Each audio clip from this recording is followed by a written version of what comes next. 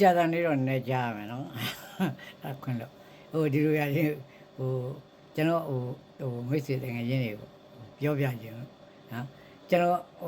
ရက်တော့လေဗျရက်တော့ကျွန်တော်ရက်ကဒီရက်အဲ့ဒါက14ရက်ခွဲပေးရတယ်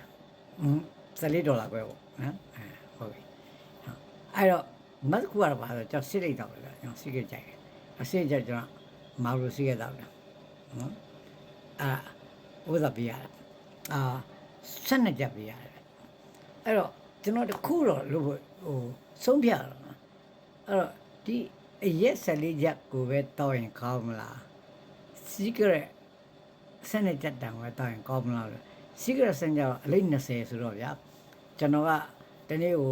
4ရက်တောက်တယ်ဆိုတော့5ရက်လောက်တောက်လို့ရတယ်အရက်ကဒီဒဗလင်းဆိုရင်လဲသူက5ရက်လောက်တောက်လို့ရတယ်14ချက်နဲ့12ချက်နဲ့တခုတော့ယူရတော့အဲ့ဒါဝိုင်းပြီးရွေးပြကြအောင်ပေါ့ဗျာနော်ကျေးဇူးတင်ပါတယ်အဲ့တော့ကျွန်တော်တို့ကရွေးချယ်စရာလမ်းနေအများကြီးရှိတယ်နော်တခုဟာနော်ပေါ့ကျွန်တော်ငယ်တော့ကျွန်တော်မိုက်ရပါဗျာကျွန်တော်ဘယ်လိုမိုက်လဲဆိုတော့ကျွန်တော်ကကဲပေါ့ကံမှန်ရတခုမှမထိန်နိုင်မဲ့လူတော့တန်ဃာစီမှာမောက်တော့ဝါဆိုပြီးတော့လှုပ်ချင်တဲ့စိတ်မျိုးတွေကျွန်တော်မှလည်းရှိအဲ့တော့ကျွန်တော်လည်းတော်လူပဲအစင်းထဲမှာပါတယ်နော်အဲ့ပါကျွန်တော်မမိုက်တယ်တခုပဲရှိတယ်အဲ့ဒါဘာလဲဆိုရှင်ကျွန်တော်တော်လိုင်းနဲ့ပတ်သက်လာရင်ကျွန်တော်ဘယ်တော့မှဖောက်ပြန်ခြင်းကျွန်တော်မရှိဘူးနော်ကျွန်တော်တို့ပတ်စံရပေါ့ရှိခဲ့ဘူးပါတယ်နော်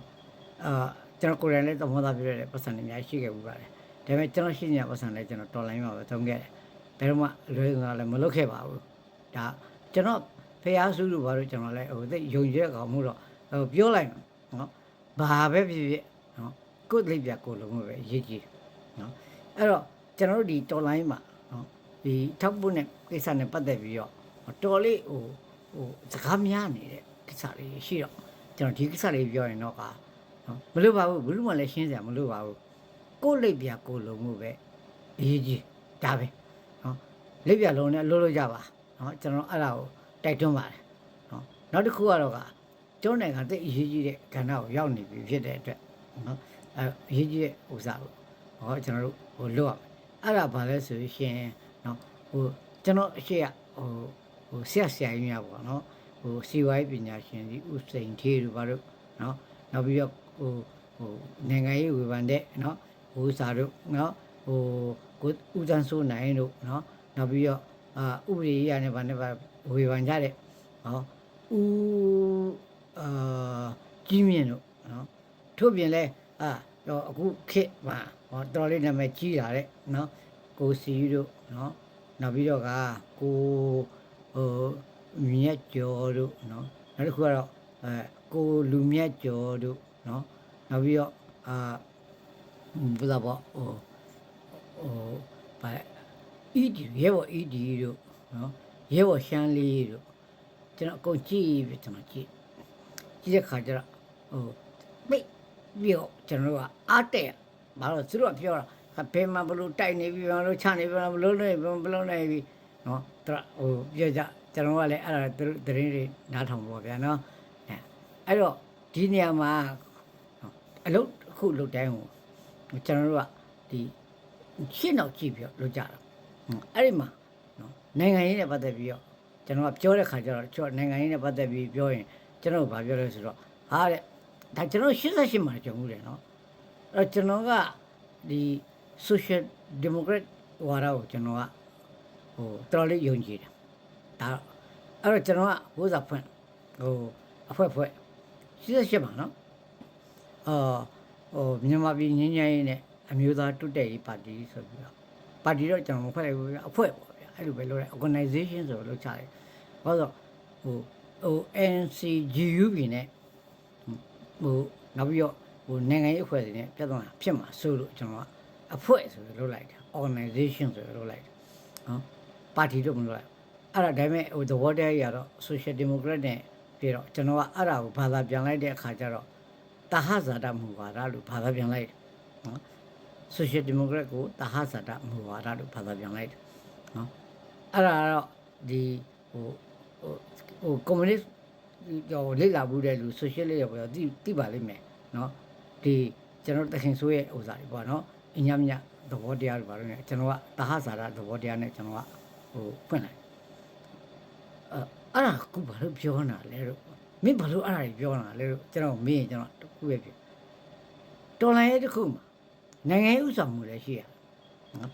အဲ့နိုင်ငံရေးဥဆောင်မှုတက်ကိုနော်လက်နဲ့ကင်ဖွဲ့စည်းတစ်ခုကနိုင်ငံရေးဥဆောင်မှုမှာပါလို့ဆိုရှင်ဘဲလျံဖြစ်တတ်တယ်နော်အကုမရှိတဲ့နော်ဘိုးစားလိုပဲဘာလဲဖြာလိုပဲနော်အဲ့တော့အချိန်ကြီးပြိုပြက်ခွက်ပြီးထွက်သွားနိုင်တဲ့အတွက်အဲ့ဒါကုတ်ကဲတာကဘာနဲ့ကုတ်ကဲရလဲဆိုရှင်နိုင်ငံရေးအားနဲ့ကုတ်ကဲရတယ်အော်နိုင်ငံရေးပြောတဲ့လူတွေကိုအဲ့ခေတ်တုန်းကလည်းပြောကြပါတယ်ဒီမှာတော်လိုင်းလို့ねမင်းတို့နိုင်ငံရေးလာမပြောကြတာလို့ပြောတယ်လူတွေအများကြီးရှိပါတယ်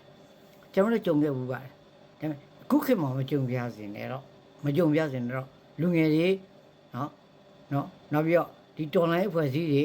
နော်နောက်ပြီးတော့ဒီNUG မှာအစနိုင်ငံရေးဒီလိုအပ်ချက်တွေအများကြီးရှိပါတယ်အဲ့ဒါကိုလေ့လာဖို့အများကြီးလိုအပ်ပါတယ်ကိုကြိုက်တာကိုလုပ်ရုံပဲလေကိုယူပါတာပဲနော်ကြိုက်တာမကြိုက်တာသူကပြောတယ်ပါတီမကြိုက်လို့နော်ယူပါတာမကြိုက်လို့ပြောတယ်မကြိုက်ခွင့်ရှိတယ်သို့တော့အဲ့မကြိုက်တာကိုကျွန်တော်ဥပမာလေးပြောမှဆိုရှင်ကိုယူပါတာကိုကပြောပြတယ်လူကလက်ခံရင်ပြီးပေါ့ဒါကျွန်တော်ယူပါတော့လူကလက်ခံတော့ပေါ့အဲ့တော့ကျွန်တော်ယူပါတော့လူကလက်မခံရင်လက်ခံတဲ့လူနဲ့ကျွန်တော်အစိုးရဖွဲ့မှာပေါ့ဒါကျွန်တော်တို့ကတောင်းတဟိုရန်ဖြစ်နေတာမဟုတ်နော်အဲ့ဒါကဘာလဲဆိုရှင်ကျွန်တော်တို့ diversity in unity ပဲနော်ကျွန်တော်ကြွယ်ရမှုရှိမယ်သူတို့ယုံကြည်မှုကြောက်နေကြနော်unity ဖြစ်ရမယ်အဲ့တော့အခုကျွန်တော်တို့နိုင်ငံမှာအရင်အရေးကြီးနေပါပြီခင်ဗျာနော်ပြည်သူလူထုတွေလည်းပဲတို့တူ NUG လည်းပဲတို့တူတော်လှန်ရေးဖွဲ့စည်းတွေလည်းပဲအရေးကြီးနေပါပြီနော်ကျွန်တော်တို့ကိုဖြိုခွဲဖို့အတွက်အများကြီးကြိုးစားနေပါတယ်နော်ရွေးကောက်ပွဲနဲ့တော့၎င်းနော်ဒီတိုင်းသားနော်အဖွဲ့အစည်းအချင်းချင်းတိုင်းသားတွေနဲ့ဗမာတွေကြားမှာ၎င်းနော်သွေးခွဲနေတဲ့ဥစ္စာတွေအများကြီးရှိနေပါတယ်ကျွန်တော်တို့သတိထားပါပါနိုင်ငံရေးခံယူချက်မရှိရင်နော်တော်လှန်ရေးခံယူချက်မရှိရင်နော်ကျွန်တော်တို့ကကွဲမှာပဲဘာလို့ဆိုခံယူချက်က emotion နဲ့မတူဘူးနော်သူကခံယူချက်နဲ့ဒီခံစားချက်နဲ့မတူဘူးနော်ကျွန်တော်မနေ့ကလည်းပြောပြပါတယ်နော်အဲဒါကြောင့်ကျွန်တော်တို့ကခံယူချက်တက်နဲ့အလုပ်လုပ်ပါခံစားချက်နဲ့အလုပ်မလုပ်ပါနဲ့ဟာငါတော့ကြတဲ့ငါဒါတွေကခံစားချက်ခဏလေးပျောက်သွားတတ်တယ်ခံယူချက်ကတော့ဘယ်တော့မှမပျောက်ဘူးနော်သူတဆိုင်မှမသွားကြောင့်နိုင်ငံရေးခံယူချက်တွေနော်ဒီတော်လိုင်းခံယူချက်တွေကိုထားပါကျွန်တော်တို့စီးရမှုလိုအပ်နေပါပြီဘာဖြစ်လို့လဲဆိုလို့ရှိရင်နော်မင်းအောင်လည်းသူလို့ရှာရှိအောင်သူလုပ်တယ်နော်တိုင်းပြည်ရောင်းစားဖို့လည်းသူဂုဏ်မဆိုင်အဲ့ဒီမှာသူ့နောက်မှာပြည့်နေတဲ့ဘောမတွေကလည်းရှိနော်အဲ့ဘောမတွေကလည်းပဲလေတိုင်းပြည်ဘာပဲပြည့်ဘာပဲသူတို့စားဖို့နေရေးချောင်းလေရေးအတွက်သူတို့နော်မင်းအောင်လည်းထောက်ကနေကြတယ်တရုတ်ကဘာလုပ်မလဲနော်တရုတ်ကခုလာပြီဘာဖြစ်လဲလာပြီဟဲ့မင်းရုရှားမှာဘာပြောလာငါတို့လည်းဘာလုပ်မင်းတို့ဒီသူတို့ကဒီအကျိုးစီးပွားတူလို့ခေါ်တယ်နော်အကျိုးစီးပွားတူနော်အဲ့ကျိုးစီးပွားတူသူတို့အလုပ်လုပ်နေကြတယ်ကျွန်တော်ကလည်းကျိုးစီးပွားတူဖြစ်တယ်ကျွန်တော်တိုင်းသားတွေရခိုင်တွေကချင်တွေချင်းတွေကရားတွေကရင်တွေနော်ကရင်တွေနော်အားလုံးကနော်အကျိုးစီးပွားတူဘာလဲအဲ့စစ်အာဏာရှင်စနစ်ကိုကျွန်တော်တွေ့ကြအောင်လုပ်နေတာအဲ့တော့သူကသူ့အကျိုးစီးပွားတူလုပ်တယ်လို့ကျွန်တော်တို့ကလည်းကျွန်တော်တို့အကျိုးစီးပွားတူတွေကိုစုစည်းဖို့အရေးကြီးတယ်တပ်ပေါင်းတွေအများကြီးဖြစ်လာတယ်ကျွန်တော်ပွင့်လင်းပြောတာနော်အဲ့မှာဘာလဲဆိုရှင်ဒါဘာမာအာမီတို့နော်နောက်ပြီးတော့မောင်ဆောင်ခတို့ဟိုဘက်ကကျွန်တော်တို့ Social Democrat နော်ထူးဖြင့်နော်ဒီ Social Democrat ဝါဒကိုနော်အများကြီးကျွန်တော်တို့လုပ်ပြီးတော့ NUG မှာနော် Social Democrat လည်းမရှိအောင်ဘာမှမရှိအောင် NUG ကတော့သူ့ဘာသူနေတာအဲ့တော့အဲ့အားလုံးကျွန်တော်တို့ဝိုင်းပြလုပ်ကြအောင်လို့နော်ကျွန်တော်ပြောချင်ပါတယ်မြင်သန်းသူပါအားလုံးကျေးဇူးတင်ပါတယ်အလေးလေးလေးစားပါ